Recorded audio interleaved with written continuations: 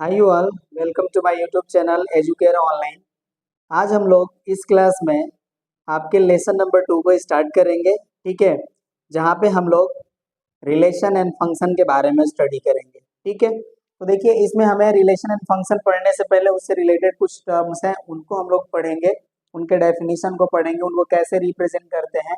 ठीक है, और उन सारी चीज़ों के लिए हम लोग एक एक एग्जाम्पल्स भी सॉल्व करेंगे, जिसके हेल्प से हम लोग सारी चीज़ों को अच्छे से समझेंगे। ठीक है, तो चलिए हम लोग आपका लेसन नंबर सेकेंड को शुरू करते हैं, जिसका नाम है relation and function. Relation and function, right. तो देखिए इसमें कुछ चीजें हैं आपकी जिसको हमको पढ़ने हैं, तो चलिए इसको शुरू करते हैं। आपको सबसे पहले पढ़ना है ऑर्डर पेयर। ठीक है, ऑर्डर पेयर क्या है इसके बारे में हम लोग जानेंगे। ठीक है, लेकिन इससे पहले हम लोग सेट से पढ़े हैं जो चीजों उसको हम लोग समझ लेना होगा थोड़ा सा। फाइनाइट सेट और एम्प्टी सेट हमें जान लेने हैं। ठीक है, एम्प्टी सेट उसे कहते हैं जिसमें नंबर ऑफ एलिमेंट्स एग्जिस्ट ना करें, और फाइनाइट सेट किसे कहते हैं, ऐसा सेट जिसमें नंबर ऑफ एलिमेंट क्या हो, काउंटेबल हो। ठीक है, तो अब चलिए हम लोग यहाँ पे पढ़ते हैं ऑर्डर पेयर। ऑर्डर पेयर क्या होता है? ठीक है, तो देखिए जो हमारा ऑर्डर पेयर होता है, ये हमारा होता है एक पेयर ऑफ एलिमेंट्स, जिसमें हम क्या करते हैं, उन एलिमेंट्स को ग्रुप्ड करते हैं। ठीक है, एक पर्टिकुलर ऑर्डर में। ठीक है, इसे ही हम कहते हैं ऑर्डर पेयर। डेफिनेशन के रूप में अगर हम लिखना चाहें तो लिखेंगे हम a pair of elements grouped together in a particular order is called order pair. ठीक है, मैं यहाँ पे ले लेता हूँ एक, कोई मेरे पास सेट है ए। ठीक है, जिसमें हमारे पास क्या है कि दो एलिमेंट्स हैं, वो एग्जिस्ट कर रहे हैं। ठीक है, अब देखिए अगर मुझे इनको ऑर्डर पेयर के रूप में लिखना है तो देखिए मैं ऐसे लिखूंगा। ठीक है, तो ये जो होगा ये क्या होगा, ये एक ऑर्डर पेयर को रिप्रेजेंट करेगा, राइट। और मैंने कहा कि ये ए और बी जो है वो क्या है, इस हमारे सेट ए के एलिमेंट्स हैं, राइट। तो हमारा जो ऑर्डर पेयर होगा, देखिए ये हमारा हो गया इस फॉर्म में रिप्रेजेंटेशन। ऑर्डर पेयर जब भी होगा आपका ऐसे ही लिखा जाएगा। ठीक है, देखिए मैं एक ऑर्डर पेयर को ऐसे भी रिप्रेजेंट कर सकता हूँ। ठीक है, ये भी क्या होंगे, एक ऑर्डर पेयर को ही रिप्रेजेंट करेंगे, लेकिन ये जो ऑर्डर पेयर होंगे इनके एग्जैक्ट सेम नहीं होंगे। ठीक है, लेकिन दोनों क्या करेंगे, दो अलग अलग ऑर्डर पेयर्स को रिप्रेजेंट करेंगे, राइट। तो देखिए ऑर्डर पेयर हमारा कैसे राइट होता है, इस तरह से हम क्या करते हैं, स्मॉल ब्रैकेट में हम एलिमेंट्स को क्या करते हैं, लिस्ट करते हैं, राइट। मैंने कहा कि अगर मैं ऐसे लिखा हूं तो ये मेरा जो है ऑर्डर पेयर है, ये जो है इनके क्या है, डिफरेंट है, राइट। ऐसा इसलिए क्योंकि देखिए दोनों में हम जब एलिमेंट्स का अरेंजमेंट दिए हैं वो दोनों क्या है, डिफरेंट है। ठीक है, इसलिए जो हमारे ये दोनों ऑर्डर पेयर्स हैं वो क्या है, ऑर्डर पेयर तो है बट क्या है, डिफरेंट है। ठीक है, देखिए कभी कभी आपको कुछ ऐसे भी चीजें लिख दी जाती है। ठीक है, तो इसको आपको डिफरेंशिएट कर लेना है। ये जो होगा ये क्या करेगा, एक सेट को रिप्रेजेंट करेगा, ये एक ऑर्डर पेयर को रिप्रेजेंट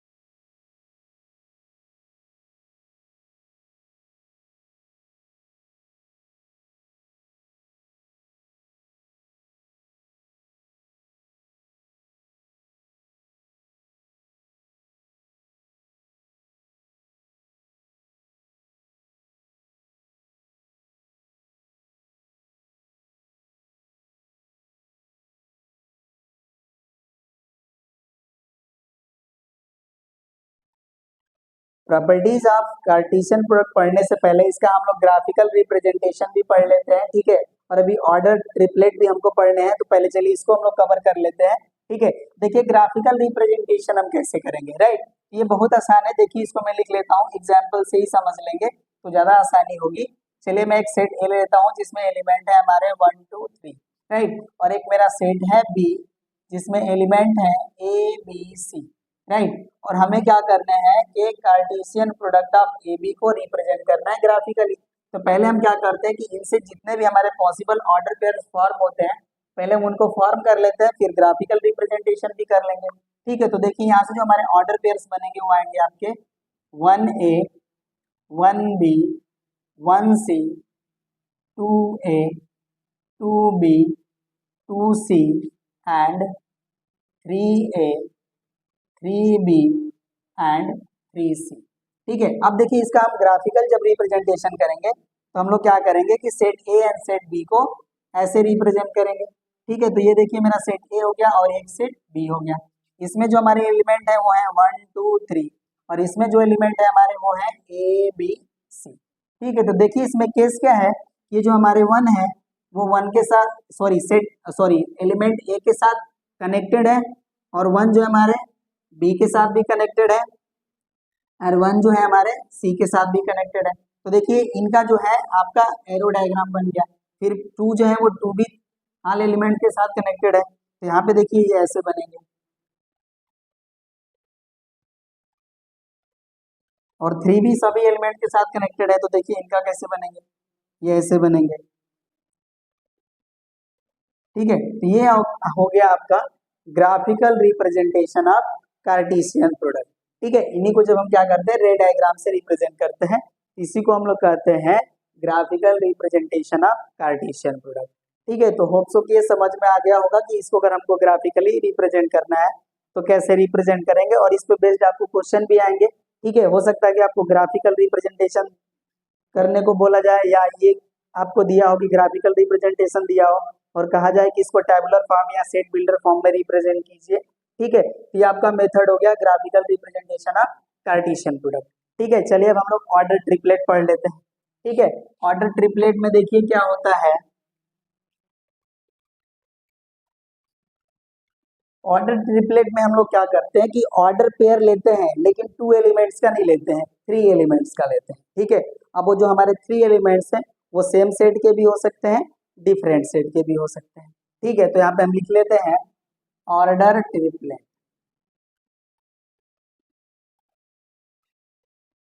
ऑर्डर ट्रिपलेट, ठीक है। लिखते हैं यहाँ पे let A B and C are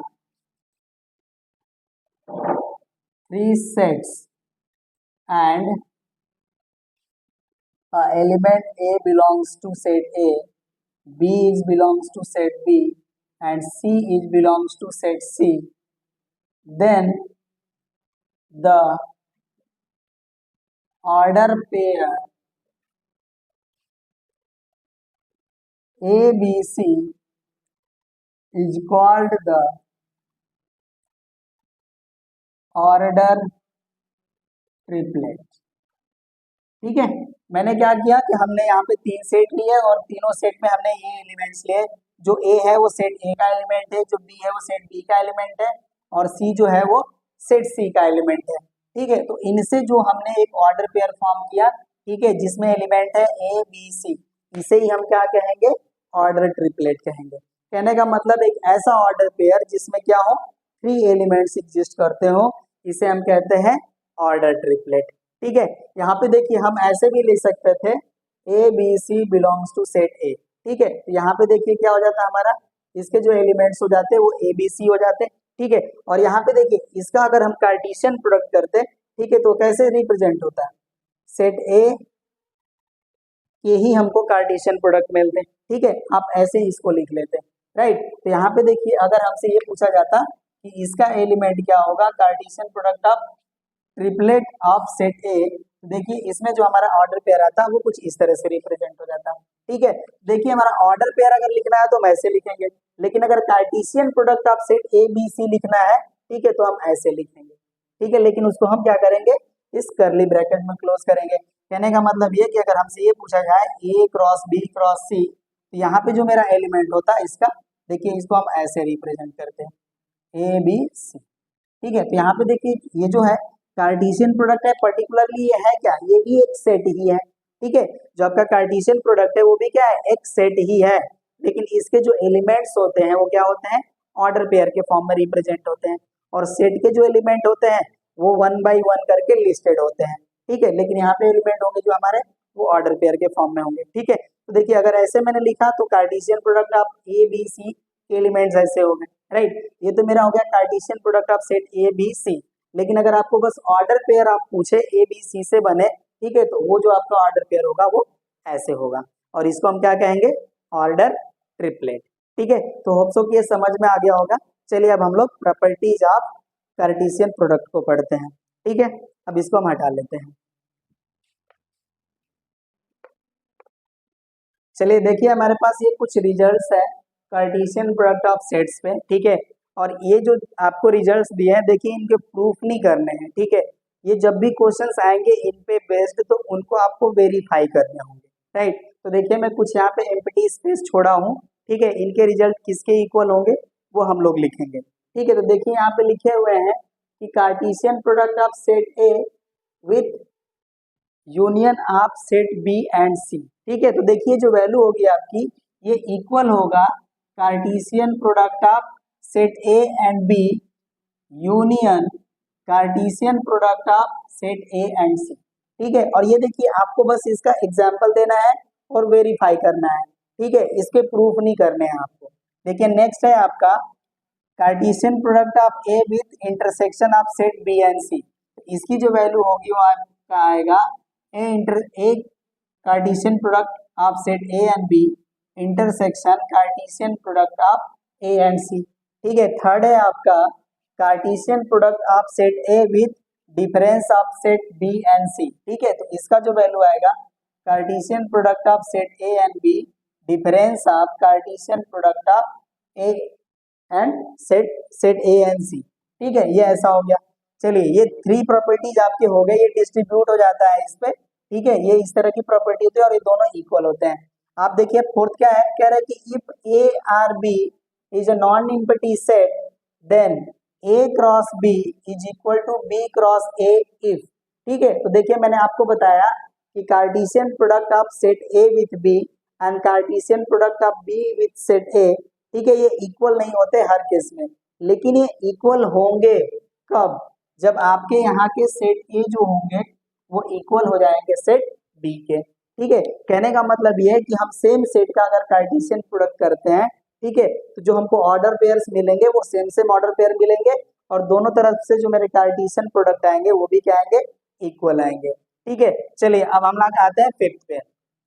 fifth कह रहे हैं कि if A is a subset of B then Cartesian product of set A is a subset of A cross B intersection B cross A, ठीक है। कह रहे हैं कि अगर हमारा जो सेट ए है अगर बी का सबसेट है, ठीक है, तो यहाँ पे जो Cartesian product of set A है वो क्या होंगे, सबसेट होंगे किसके, intersection of A cross B and B cross A, ठीक है। इसके भी आप एग्जांपल्स लेके सॉल्व कर सकते हैं, ठीक है। ये प्रॉपर्टीज हैं या रिजल्ट्स हैं जिनको आपको लर्न करने की जरूरत है, या आपको कहीं पे भी आप एग्जांपल्स लेकर के इनको वेरीफाई कर सकते हैं, राइट। आप देखिए सिक्स्थ है आपका, कह रहा है कि if A is a subset or equal to set B then A cross C is a subset of B cross C for any set C, ठीक है। यहाँ पे हम सेट सी कुछ भी लें, राइट, और उसके साथ हम क्या करें कि सेट ए का कार्टेशियन प्रोडक्ट लें, ये भी क्या आएगा, या तो सबसेट होगा बी क्रॉस सी का या इक्वल होगा बी क्रॉस सी के, ठीक है। ये आपका हो गया सिक्स्थ रिजल्ट। सेवेंथ पे आते हैं, कह रहा है कि Cartesian product of set A and B intersection of Cartesian product of C and D is equals to A intersection B का Cartesian product with set intersection of set B and D. कहने का मतलब ये कि आप पहले क्या कीजिए कि Cartesian product of set A and B calculate कर लीजिए, ठीक है, and Cartesian product of C और डी का निकाल लीजिए और उसके साथ आप इंटरसेक्शन लीजिए, तो इसकी जो वैल्यू आएगी वो इक्वल होगी intersection of set A and C का जो कार्टेशियन प्रोडक्ट होना चाहिए सेट बी और इंटरसेक्शन डी के, ये रिजल्ट क्या आना चाहिए, इक्वल आना चाहिए। ठीक है, इसके भी हम एग्जांपल लेकर के सॉल्व कर सकते हैं।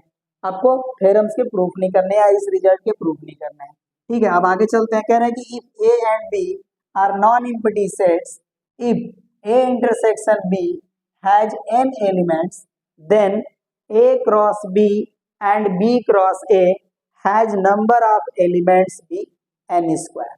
ठीक है, यहाँ पे देखिए आपको कह रहे हैं कि सेट A एंड B में क्या कह रहा है कि अगर n एलिमेंट है, तो कहने का मतलब क्या हो गया, यहाँ पे कॉमन एलिमेंट हो गया ये n, तो n जो होंगे वो सेट A के भी एलिमेंट होंगे और n he number of element क्या होंगे, सेट B में भी होंगे। ठीक है, तो कार्टेशियन प्रोडक्ट अगर हम निकालेंगे तो इसमें कितने नंबर ऑफ एलिमेंट आएंगे, वो n स्क्वायर आएंगे, और इसके बारे में हम लोग पढ़ चुके हैं। ठीक है, यहाँ पे देखिए कैसे लिखा है, Na equal to n and Nb equal to n, right. तो अब बताइए number of elements in Cartesian product of set A and B कितना होगा, n इंटू एन, तो वैल्यू कितनी आ जाएगी, n स्क्वायर, वही ये कह रहे हैं। ठीक है, ये टोटल आपके यहाँ पे 8 रिजल्ट हैं जो आपके लिए बहुत ही बेनिफिशियल हैं। ठीक है, और इनको कह रहे हैं कि फिर से आपको प्रूफ नहीं करने हैं, इनको वेरीफाई करने होते हैं, इस पे बेस्ड क्वेश्चन आएंगे। ठीक है, वहां पे आपको सेट ए एंड बी के वैल्यू दिए रहेंगे, इनको हम लोग को वेरीफाई करना होगा। ठीक है, तो ये रहा आपके कार्टेशियन प्रोडक्ट से रिलेटेड कुछ प्रॉपर्टीज या रिजल्ट। ठीक है, और इससे पहले हम लोगों ने कार्टेशियन प्रोडक्ट पढ़ लिया, ऑर्डर पेयर पढ़ लिया क्या होते हैं, इक्वलिटी ऑफ ऑर्डर पेयर क्या होते हैं। ठीक है, तो आपका जो पहला एक्सरसाइज है 2A, ठीक है, वो आपका बेस्ड है order pair, equality of order pair and Cartesian product and number of subsets of Cartesian product पे।